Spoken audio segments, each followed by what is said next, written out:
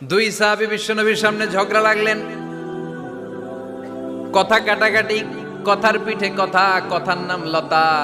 কথা বলতে বলতে ঝগড়া লাগতে লাগতে এক সাহাবী রেগে মেগে আগুন, মারামারির জন্য উদ্যত হলেন। বিশ্বনবী দেখলেন ওই সাহাবীর চেহারাটা একেবারে আগুনের গোলার মতো লাল হয়ে গিয়েছে।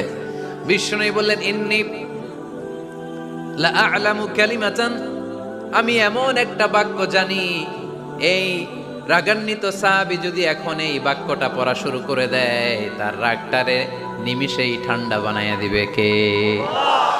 ওই সাহাবী বললেন, ইয়া রাসূলুল্লাহ, কি সেই বাক্য আমারে শিখাইয়া দেন। বিষ্ণু বললেন, পড়ো, আউযু বিল্লাহি মিনাশ শাইতানির রাজীম। আবার পড়েন, আউযু বিল্লাহি মিনাশ শাইতানির